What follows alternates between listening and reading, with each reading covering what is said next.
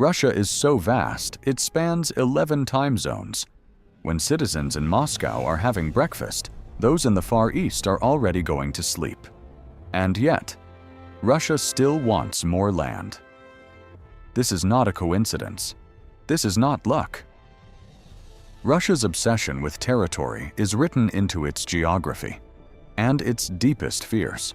Russia covers 17.1 million square kilometers, nearly twice the size of the United States, Canada, or China. It holds 20% of the world's forests and 25% of its fresh water. If Russia were a continent, it would be the second largest on Earth, larger than South America, larger than Antarctica. One country, bigger than the surface of Pluto. Yet despite this, Russia has one of the lowest population densities on Earth, just 9 people per square kilometer. All that land, and barely anyone living in it. Here is what maps never tell you. Russia has no natural borders in the west, no mountains, no ocean, just open plains, stretching all the way into the heart of Europe. For 1,000 years, invaders came from this direction. The Mongols, Napoleon's Grande Armée, Hitler's Wehrmacht. Every time, through the same flat corridor. Russia has been invaded over 40 times in recorded history. This is not paranoia. This is memory. And memory, for Russia, is territorial policy. Russia's coastline is the longest in the world, over 37,000 kilometers. But most of it is frozen for 6 to 9 months a year.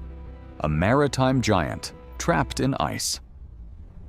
For centuries, Russia's obsession has been one thing: a warm water port, a coastline that never freezes, a gateway to global trade, open year-round. Crimea, Sevastopol, the Black Sea Fleet.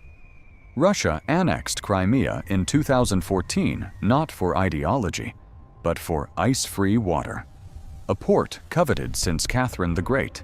At the heart of Russian strategy is one concept: the buffer zone, a ring of controlled land between Russia and its enemies.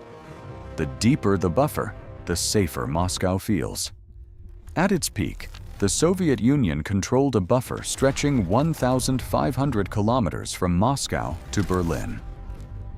When the USSR collapsed, that buffer vanished overnight. NATO expanded eastward 5 times after the Cold War. From Russia's perspective, the buffer they bled for was being swallowed, one country at a time. Russia is not just seeking land, it is seeking strategic depth, the physical space between itself and a threat. Every kilometer matters. Every border is a negotiation with history. Russia's military doctrine states, if an enemy missile can reach Moscow in under 7 minutes, Russia must ensure that never becomes possible. Territory is time. Time is survival. This is the paradox of Russia, the largest country on Earth, perpetually afraid of its own borders. And that fear is what drives every territorial decision it has ever made.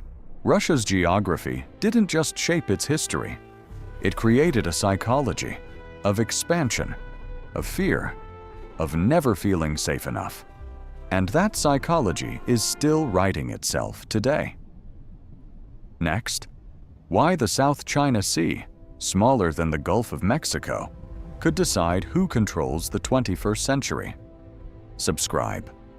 We'll show you the map no one wants you to see.